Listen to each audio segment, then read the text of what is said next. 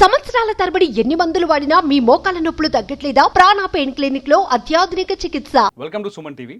తెలంగాణలో రైతు భరోసాపై ప్రభుత్వం కుస్తీ పడుతోంది. ఏ రైతుకి రైతు భరోసా అందించాలి, ఎవరికి అందించకూడదు, రైతు భరోసా పైన ఒక పాలసీని తయారు చేయడానికి ఇప్పటికే ప్రయత్నాలు మొదలుపెట్టింది. గ్రామీణ స్థాయిలో, క్షేత్రస్థాయిలో రైతుల అభిప్రాయాలను తెలుసుకుంటుంది. ఇప్పటికే రైతు భరోసా అమలు కోసం ఓ మంత్రివర్గ ఉపసంఘాన్ని నిర్మించింది. జూలై 15 లోపు మంత్రివర్గ ఉపసంఘం నివేదిక ఇస్తే అసెంబ్లీ బడ్జెట్ సమావేశాల్లో ఈ నివేదికపైన చర్చ జరిపి రైతు భరోసాపై ఒక స్పష్టమైన నిర్ణయం తీసుకుంటామని ప్రకటించారు ముఖ్యమంత్రి రేవంత్ రెడ్డి. ఇంతకీ ఏ రైతుకి రైతు భరోసా ఇవ్వాలి?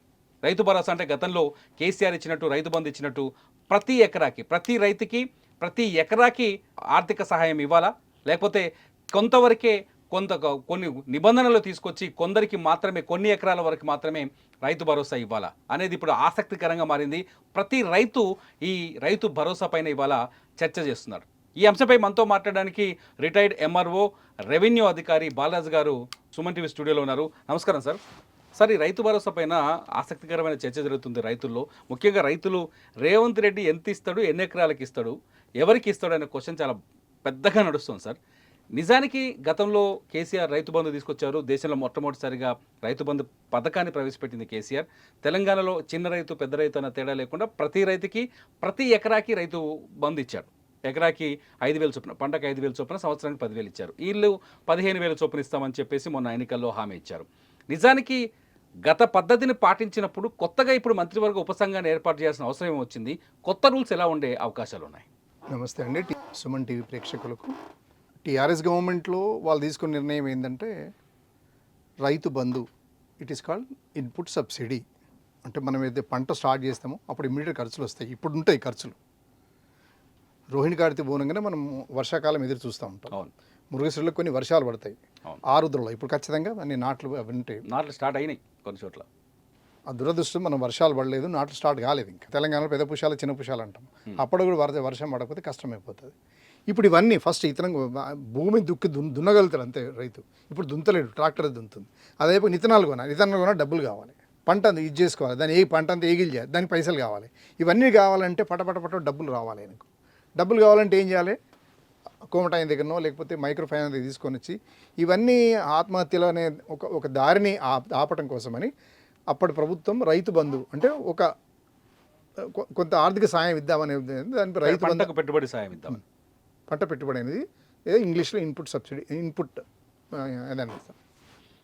అయితే దాన్ని ఎట్లా తీసుకొచ్చారంటే ప్రతి ఎకరాకు ఇంత టోటల్గా 1,50,1,50,00,000 ఎకరాలు ఉన్నాయి. అందులో పంట పండేది ఎంత, అది ఎంత కాబట్టి ప్రతి ఎకరాకు పట్టేదారుకు 1 ఎకరా ఉన్నా సరే, ఎంత ఉన్నా సరే, ఎన్ని ఎకరాలు ఉంటే అన్నీ 10,000. ఓకే. వానకాలం 5,000, యాసంకి 5,000. ఈ రకంగా ఇచ్చి వాళ్ళను ఆదుకుంటానే ఒక మంచి ఉద్దేశంతోనే మొదలుపెట్టింది. దానికి ప్రతి సంవత్సరం 7,650 కోట్లు కేటాయించింది. అది నడుస్తూ ఉంది అప్పుడు. అయితే ఆ పేరును ప్రభుత్వం మారిన ప్రభుత్వం తన ఇష్టం కాబట్టి ఆ రైతు బంధును కాస్త రైతు భరోసా కింద పెట్టింది. వన్ అండ్ ద సేమ్, పేరు మార్పు. ఇప్పుడు ఇది ఎవరికి ఇవ్వాలనేది ప్రశ్న. భూమి 1 ఎకరా 5 యార్డిస్ట్రిక్ట్ ఎట్లా తీసుకునే లెక్క ఎట్లా పెట్టిందంటే, ఉన్న లెక్క ప్రకారం అయితే 1 ఎకరాన్నర ఉన్నవాళ్ళు 86% ఉన్నారు ప్రజలు. మొత్తం 100%. ఇక అక్కడి నుంచి 86% పోయినాక ఇంకా 14% కదా భూస్వాములు అనేవాళ్ళు లేరు. ఇప్పుడు ఏం లేరు. ఇంకా 100 కొద్ది ఎకరాలు ఉన్నవాళ్ళు ఇదే కార్పొరేట్ బాడీ మెయింటైన్ చేసేవాళ్ళు, తర్వాత కార్పొరేట్ పేరు మీద, ఇండస్ట్రీ పేరు మీద తీసుకున్న వాళ్ళే చాలామంది ఉన్నారు. వాళ్ళ దగ్గరనే ఉన్నాయి పట్టా భూములు, 100 ఎకరాలు అవన్నీ ఉన్నాయి వాళ్ళ దగ్గర. వాళ్ళకు కూడా పోతుంది అంటే దురదృష్టం. ఇప్పుడు ఈ 1 ఎకరా 1.5 ఎకరా ఉన్న 86% వాళ్ళకు పోయేది ఎంతనో ఆల్మోస్ట్ వాళ్ళకు కూడా అంతే క్యాలిక్యులేట్ చేస్తున్నారు. అది కనుక తగ్గించినట్టయితే వీళ్ళందరికీ న్యాయం చేయొచ్చు అనేది మనలాంటి వాళ్ళం చర్చ కింద పెట్టుకోవాలి. ఇప్పుడు ఏంటంటే 1.6 నిజంగా తీసుకుని వాడు వాడుకుంటున్నాడు, ఆ రైతు వాడుకుంటున్నాడు. ఎకరన్నర ఉంటే 7,500 వస్తుంది ఆయన నేరుగా పంటకు ఉపయోగపడుతుంది. అదే ఒక నిజమైన న్యాయమైన నిర్ణయం ఏది, అది కంటిన్యూ చేయడం తప్పులేదు. ఇప్పుడు మీరు ఎవరికి ఇవ్వాలనే దాని మీద వచ్చేటప్పటికి, ఎంతవరకు ఇవ్వాలనే దాని మీద వచ్చేటప్పటికి అసలు ఈ 5 ఎకరాల వరకు దాదాపు 89% వరకు అయిపోతున్నారు. ఓకే 89%. 89% 5 ఎకరాల లోపు ఉన్నవాళ్ళు ఉన్నవాళ్ళు 5 ఎకరాలు కట్ ఆఫ్ పెడితే కట్ ఆఫ్ పెడితే అంటే ఈ మిగతా 11% ఇవ్వకపోయినా ఏం కాదు. ఆ భూమి వాళ్ళకి అవసరం లేదు నిజానికి. అవసరం లేదు. ఓకే వాళ్ళకి ఆపేయమనేది అన్ని రకాలుగా అందరూ విఘ్నులు బాగా ఎంతో నాలెడ్జ్ ఉన్న వాళ్ళు మాట్లాడగలిగే వాళ్ళు అందరూ కూడా ఒక చర్చ చేసేది ఏంటంటే 5 ఎకరాల వరకు ఖచ్చితంగా ఇవ్వండి, వాళ్ళకి టైం ప్రకారం ఇవ్వండి, ఇస్తే ఒక పని చేసుకుంటారనేది అది వచ్చింది. మనం కూడా స్పష్టంగా ఏం చెప్దామంటే గవర్నమెంట్ ఆఫ్ తెలంగాణకు 5 ఎకరాల లోపు వరకు అందరికీ రైతు భరోసా ఇచ్చే ప్రయత్నం చేయమని చెప్దాం. దాంతో పాటుగా ఈ అందరూ ఒక ఎకరా 5 గుంటలు ఉన్న వాళ్ళందరూ కూడా పేదోళ్ళు గారు. కొంతమంది ప్రభుత్వ ఉద్యోగస్తులు ఉన్నారు, ఎగ్జాక్ట్ అక్కడికే వస్తాను. కొంతమంది పెన్షనర్స్ ఉన్నారు. ఏ పెన్షనర్స్ మామూలుగా మన ఆసరా పెన్షన్ కాదు, గతంలో గవర్నమెంట్ ఎంప్లాయీ ఉండి రిటైర్ అయిన వాళ్ళు ఉన్నారు, రకరకాల పెద్ద పెద్ద బిజినెస్ వాళ్ళు ఉన్నారు, ఓకే రకరకాల కార్పొరేట్ వాళ్ళు ఉన్నారు, చిన్న చిన్న ఇండస్ట్రీ వాళ్ళు ఉన్నారు, పెద్ద పెద్ద కిరాణా కొట్లు ఉన్నాయి, వాళ్ళందరూ ఉన్నారు. వాళ్ళందరినీ స్పెసిఫిక్గా ఏరేయచ్చు. సో ఇన్కమ్ జనరేట్ చేయగలిగిన వాళ్ళు, చేతి నిండా డబ్బులు ఉన్న వాళ్ళు, సో ఇతర వ్యాపారాలు కలిగిన వాళ్ళు, వాళ్ళందరినీ కూడా వద్దంటారా? వాళ్ళందరికీ వద్దు. ఎందుకు ఇవ్వాలి? దట్ ఇస్ కాల్ ఇది కదా మన పెట్టుబడి సాయం కదా అది. ఆ పెట్టుబడి పెట్టుకోగలుగుతాడు ఆయన. ఆ ఎకరా 2 ఎకరాలకు తన భూమికి ఖర్చు పెట్టుకోవడానికి ఎలిజిబిలిటీ ఉంటుంది, ఆ ఆర్థిక స్తోమత ఆయనకు ఉంటుంది. కాబట్టి ఆయనకి ఇవ్వాల్సిన అవసరం లేదని డిసైడ్ చేయొచ్చు మనం. దాని యాడ్స్కి ఏంటంటే మా గవర్నమెంట్ ఎంప్లాయీ ఉన్నాడు, ఒక అటెండర్ ఉంటాడు, ఆయనకు నెలకు ఎంత లేని 50,000 రూపాయలు జీతం ఉంటున్నది. ఆయనకి 7,500 తీసుకొని ఏం చేసుకుంటాడు? ఆయన తీసుకొని అదనపు ఇన్కమ్ 50,000కి 7,500 అదనంగా జేబులో పెట్టుకోవడం తప్ప ఎందుకు పనికిరాదు ఆయనకు. కాబట్టి ఆయన ఇవ్వకపోవడమే మంచిది. అలాంటి వాళ్ళకు చాలామంది ఉన్నారు అట్లా. కనీసం ఒక 1,000 కోట్లు సేవ్ ఇప్పుడు గవర్నమెంట్ సేకరిస్తున్న క్షేత్రస్థాయి అభిప్రాయ సేకరణలో 10 ఎకరాలకి వరకు ఇవ్వాల్సిందే. 10 ఎకరాల వ్యవసాయం ద్వారా రైతుకు మిగిలేది ఏం లేదు. ఆయన భూస్వామి అయినా భూస్వామి కాకపోయినా వ్యవసాయం ద్వారా వచ్చే ఆదాయం ఏమీ ఉండదు. 10 ఎకరాల వరకు ఇవ్వాలని కొందరు చెప్తున్నారు. మరికొందరేమో సాగు చేసే భూమి ఎంతైనా కావచ్చు, సాగు చేయగలుగుతున్న భూమి మొత్తానికి ఖచ్చితంగా పంట సాయం అందించాల్సిందే, రైతు భరోసా ఇవ్వాల్సిందే అంటున్నారు. ఈ 2 ప్రతిపాదనలు పరిశీలిస్తే తప్పలేదా? తిరుమల గారు, మీరు ఇక్కడి నుంచి నిజామాబాద్ వరకు వెళ్ళండి. Right side left side compound wall ఏమంటారు, ఇప్పుడు కొత్తగా వచ్చినాయి కదా లేటెస్ట్ సిస్టమ్, అవి కాంపౌండ్ వాల్ వేసి పెట్టుకున్నాడు. దానికి ఏం పంట గింట ఏం బండి ఆయన. హైదరాబాద్లో మంచి ఉద్యోగం ఉంటుంది, అది ఉంటుంది. దానికి రుణం తీసుకుంటుండే ఆయన.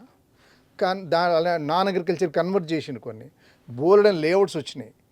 గవర్నమెంట్ దగ్గర డేటా ఖచ్చితంగా ఉంటుంది. ఎంఆర్ఓ దగ్గరికి వెళ్ళటము, అది పాని తీసుకోవటము, ఆ వెరిఫై చేయడము, తర్వాత లేఅవుట్ చేసిన హెచ్ఎండిఏకి వెళ్ళడము, అక్కడనే డేటా సేకరించడము, హుడా దగ్గరికి గతంలో కన్వర్ట్ చేసినటువంటి అవి సేకరించడము, ఇవన్నీ గవర్నమెంట్ పెద్ద పని కాదండి. Can do. Okay, government can do. వాళ్ళతో మాట వస్తుందో ఏమో, వాళ్ళ దగ్గర ఉండే క్యాడర్, వాళ్ళ మనుషుల ద్వారా నాకు ఓట్లు పోస్తాయేమో అనే ఒపీనియన్ ఉన్నదనుకో, ఖచ్చితంగా మనం ఫోర్గో కావాల్సిందే. కొంతమంది మొహమాటం కోసం మనం ఖజానాకు నష్టం చేసుకోకూడదు. ప్రభుత్వము ఇప్పుడు 7,650 కోట్లు అండి సామాన్యమా ఇది? ఇప్పుడు ఈ 2 కలిపితే 65,000 కోట్లు అవుతుంది. ఏది మన రైతు రుణమాఫీ ఇది కలిపితే ఎక్కడి నుంచి తెస్తుంది? ప్రొక్యూర్మెంట్ ఎక్కడి నుంచి తీసుకొస్తుంది గవర్నమెంట్? మళ్ళీ మన అన్ని రకాలుగా పెంచుకోవాలి కదా. ఇప్పుడు రేపు 10 పెంచుతామంటారు, ఇంకేదో పెంచితే ఇంకా అన్ని పెంచుతూనే ఉంటారు. అవన్నీ పెంచి తప్పేంటి అంటే సాగు చేసే భూమికే ఇవ్వాలి. సాగు చేస్తున్నటువంటి భూమికే ఇవ్వాలి. కౌలు రైతులకు ఖచ్చితంగా మనం దృష్టిలో పెట్టుకోవాలి. వ్యవసాయం చేస్తున్నది వాళ్ళే ఇంత మనకు భోజనం పెడుతున్నారు. ఏదో ఒకటి గతంలో వైఎస్ రాజశేఖర గవర్నమెంట్ ఉన్నప్పుడు టెనెంట్ ఫార్మర్స్ అనేది కార్డు ఉండే, అది నేను ఇచ్చిన. నేను ఒక గ్రామంలో 800 కార్డులు, ఒక మండలంలో 850 900 ఇచ్చిన నేను రాజశేఖర గవర్నమెంట్ ఉన్నప్పుడు. అవి ఇచ్చినాం, అవన్నీ తీసుకున్నారు. తర్వాత జరిగింది ఏంటంటే, ఈ పట్టెదారులంతా కౌలుదారులను చూసి భయపడ్డారు. రేపు ఈ సెమీ డాక్యుమెంట్ కనుక ఏదైనా చేస్తే నా పట్టదారు నష్టమవుతుందేమో, ఆయన కౌలు చేసుకుంటుంది కాబట్టి ఆయన పక్షం ఏమైనా అయిద్దేమో, అది కోర్టుకు వెళ్తే నాకేమన్నా భరోసా తగ్గుతుందేమో భయంతో అది ఇవ్వడం మానేసిండ్రు. సార్, ఇక్కడ మీరు 5 ఎకరాల వరకు ఇస్తే సరైన న్యాయం జరుగుతుందంటారు. 5 ఎకరాల కంటే ఎక్కువ ఉన్న వాళ్ళకి ఇస్తే న్యాయం చేసినట్టు కాదు అంటున్నారు. ఓకే, ఎంతవరకు క్లారిటీ ఉంది? గవర్నమెంట్ గత ఎన్నికల మేనిఫెస్టోలో కౌలు రైతులకు కూడా మేము ఆర్థిక సాయం అందిస్తామన్నారు. 12,000 రూపాయల వరకు ఏదో ప్రకటించారు. అది ఎలా గుర్తిస్తారు సార్? కౌలు రైతు నేరుగా ఎట్లా లబ్ధి పొందుతాడు? ఎందుకంటే చాలామంది రైతులు మీరు ఇంతకుముందు చెప్పినట్టు హైదరాబాద్లో ఉంటారు, వాళ్ళ భూమి ఊళ్ళో ఉంటుంది. ఆ డబ్బులు వచ్చి రైతు భరోసా డబ్బులు వచ్చి ఆయన అకౌంట్లో పడతాయి. ఇప్పుడు నేను హైదరాబాద్ ఉద్యోగం చేసుకుంటున్నాను, ఊళ్ళో ఎవరో వ్యవసాయం చేస్తారు, డబ్బులు మాత్రం నా అకౌంట్లో పడతాయి. అప్పుడు కౌలు రైతుకి ఎలా అందుతుంది ఆర్థిక సాయం? అందుకనే ఆ గతంలో పహాణి రాసేవాళ్ళం. పహాణి ఉండగా ఏంటంటే పట్టేదారు తిరుమల్, కౌలుదారు ఫలానా వ్యక్తి, ఫలానా మిత్రుడు, ఇది ఈ రకంగా తీసుకొని ఆ డేటా ఉండేది ఆ రోజుల్లో. దానికి స్పెసిఫిక్గా ఈ రోజుల్లో ఏం లేదు. ఓకే, యంత్రాంగం అంతా లేదు ఇప్పుడు. ఆ గుర్తించగలిగే ఎవరు పట్టేదారు ఎవరు, కౌలుదారు ఎవరు, రెండు కాలమ్స్ ఉండేది. ఇది 11వ కాలం ఉంటే అది 13వ కాలంలో ఉండేది, ఎవరికి ఆక్రమణదారు ఎవరు అని. ఓకే, ఆ డేటా లేనప్పుడు మనం ఏం చేయలేం దానికి కొన్నిటికి. సో కష్టం కౌలు రైతులకి. కౌలు రైతులు గుర్తించడం అంటే అతను వ్యవసాయం కనీసం అతనికి ఏదన్నా ఒకటి ఇవ్వాలి, ఒక గ్యారంటీ కార్డు, అతను అమ్ముకోవడానికి. ఇది పట్టదారు కాకుంటే అతనిది ఒక అడవి బతికే, ఎవరిది కౌలు రైతుది. ఓకే, ఆయనకు 12,000 ఇస్తా అన్నారు, కానీ దానికి మొడాలిటీస్ ఎట్లా వర్కౌట్ చేస్తారో నాకేం అర్థం కాలే. ఈ 15,000 ఎక్కడి నుంచి ఇస్తాడు, ఆ 12,000 ఎక్కడి నుంచి ఇస్తాడు? ఒకటే భూమికి ఇద్దరికి ఇచ్చే అవకాశం ఉందా? ఇద్దరికి ఎట్లా ఇస్తారు? ఇద్దరికి అది ఇప్పుడు ఆయన ఇస్తున్న హామీ ప్రకారం ఇద్దరికి ఇవ్వాలి ఇప్పుడు. ఓకే, ఇప్పుడు పట్టేదారు మీరు చేసేది ఏంది? ఏ రకమైన రికార్డ్ ఎవిడెన్స్ లేదు. ఓకే, రికార్డ్ ఎవిడెన్స్ తిరుమల గారు ఆయనకున్న 10 ఎకరాలల్లో ఆయననే వ్యవసాయం చేస్తుండనే రికార్డ్ ఎక్కడ లేదు. కానీ రామయ్య చేస్తున్నాడు. కానీ రామయ్యకి 12,000 ఇస్తాడు, కానీ ఇచ్చేటట్టుంటే మీకు ఇవ్వకూడదు. మీకు ఇస్తే ఆయనకి ఇస్తా అంటే ఏమైతే దాదాపు 90,000 కోట్లు అదనంగా అవుతుంది గవర్నమెంట్కు. ఓకే, ఎక్కడి నుంచి తెస్తారు? ఒక ఎకరాకి 2 సార్లు ఇవ్వాల్సి వస్తుంది మరి. ఓకే, అది కరెక్ట్ కాదు. గవర్నమెంట్ ఏదైతే కౌలు రైతు కన్నా ఇవ్వాలి, లేకపోతే పట్టేదారు కన్నా ఇవ్వాలి. ఓకే, అది అంటే ఇప్పుడు హైదరాబాద్లో ఉన్న పట్టేదారు ఏంటంటే ఆయన ఈయన కూర్చుంటాడు, అసలు పొలం పోనేపోడు, అన్నీ ఆన్లైన్ సిస్టమే వస్తున్నాయి. ఇది ఎట్లా ఉంటుంది సార్? అంటే కేవలం వ్యవసాయం చేసే సాగు చేస్తున్న భూమికి మాత్రమే ఇస్తూ వస్తాయి. అంటే గతంలో వెంచర్లు చేసి కన్వర్షన్ కానీ భూమికి వచ్చింది, గతంలో గుట్టలు ఉన్నప్పటికీ వాళ్ళకి రైతు బంధు వచ్చింది, బీడు భూమి ఉన్నప్పటికీ రైతు బంధు వచ్చింది, చవట నేల ఉన్నప్పటికీ రైతు బంధు వచ్చింది, చెరువులో ముంపు ప్రాంతం అయినప్పటికీ రైతు బంధు వచ్చింది. పాస్ పుస్తకం ఆధారంగా పాస్ పుస్తకంలో ఎంత భూమి ఉంటే అంత భూమికి రైతు బంధు ఇచ్చారు. ఇప్పుడు సాగు చేసే భూమికే ఇవ్వాల్సి వచ్చింది అనుకో, దాన్ని ఎలా గుర్తించాల్సి వస్తుంది? అది ఇప్పుడు యంత్రాంగం లేదు. ఓకే, యంత్రాంగం లేదు. నట్షల్గా ఎప్పటికప్పుడు ఆన్ ద స్పాట్లో తీసుకోవాలనుకుంటే కన్వర్షన్ ఆఫ్ ల్యాండ్స్ ఆడియో దగ్గర లిస్ట్ ఉంటుంది మొత్తం. ఇప్పుడు ఎంఆర్ఓ దగ్గరనే ఉంది. ఏ భూమి కన్వర్ట్ అయిందని అది వెతకాలి.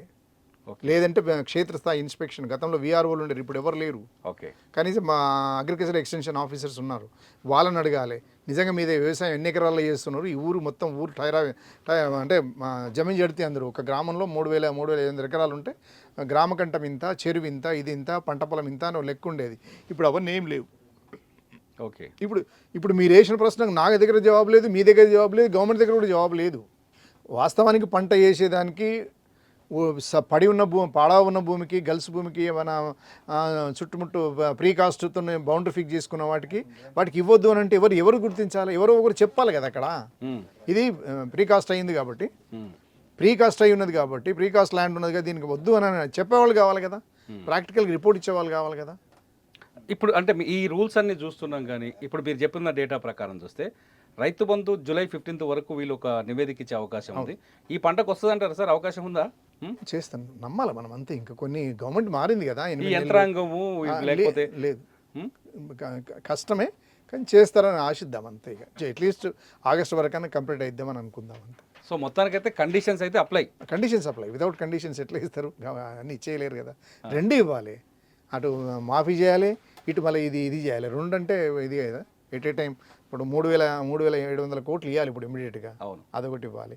మళ్ళీ ఇది ఎట్ ఏ టైం అని అంటే దాదాపు 31,000 crores, 1,000 కోట్లు, అన్నీ వేలే కదా.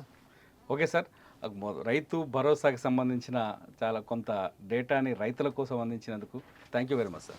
దానికి రైతు భరోసా 5 ఎకరాల వరకు అయితే చాలా సులభంగా అందించవచ్చు. 5 ఎకరాలు దాటిన వారికి రైతు భరోసా కింద ఆర్థిక సాయం అందించాల్సిన అవసరం లేదంటూ మేధావుల వర్గం నుంచి అభిప్రాయం వ్యక్తమవుతుంది. చూస్తూనే ఉండండి సుమన్ టీవీ. సుమన్ టీవీలో మీ పర్సనల్ అండ్ బిజినెస్ ప్రమోషన్స్ కోసం కింది నెంబర్కి కాంటాక్ట్ చేయండి.